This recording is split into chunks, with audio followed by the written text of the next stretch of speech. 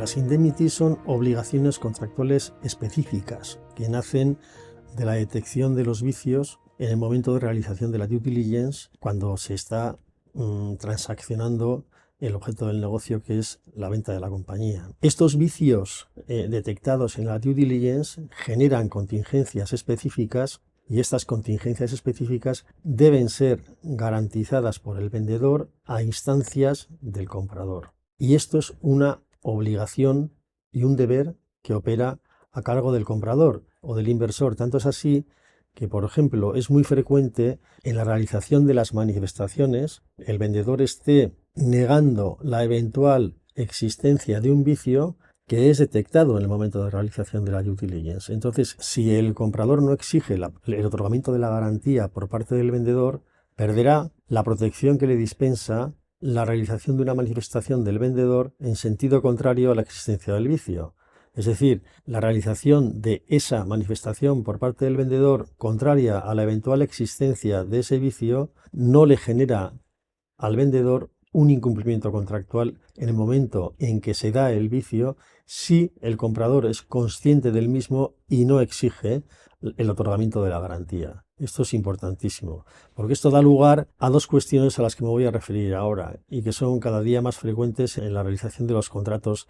de compraventa de empresas, que son las cláusulas sandbagging y las exclusiones del Código Civil en este tipo de contratos. Las cláusulas sandbagging le permiten al comprador reclamar la falsedad o inexactitud de las manifestaciones cuando de esa falsedad o inexactitud se deriva un daño patrimonial, aun cuando el comprador hubiera conocido en el momento de realización de la due diligence la existencia de ese vicio. Esto es totalmente contrario al Código Civil en su artículo 1484, que establece la obligación del vendedor de realizar un saneamiento de todos los vicios ocultos de la cosa vendida cuando lo hacen impropia para su uso o cuando disminuyen su valor. La cosa vendida es la compañía, en este caso, con la excepción de que el comprador hubiera conocido esos vicios. Entonces, las cláusulas sandbagging son totalmente contrarias al artículo 1484 del Código Civil, que no olvidemos que es una norma imperativa. De manera que estos contratos, en el momento en que se discutieran judicialmente, van a generar, digamos, en los tribunales un conflicto a la hora de dar prioridad o bien al principio de autonomía de la voluntad propia de las partes en un contrato cualquiera, y en este, por ejemplo, en el de compraventa de empresas, frente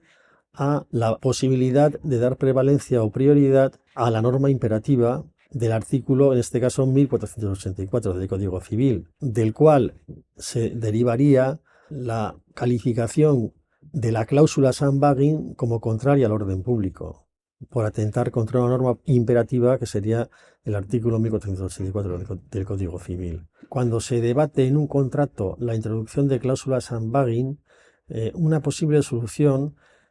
sería proponer que el comprador o inversor renuncie a la posibilidad de exigir al vendedor el saneamiento de los vicios ocultos de los artículos 1484 y 85 del Código Civil, salvo en supuestos de dolo, salvo que el vicio contradiga de una manera muy directa la realización de la manifestación, pero muy directa, y salvo que el vicio hubiera sido revelado dentro del proceso de due diligence.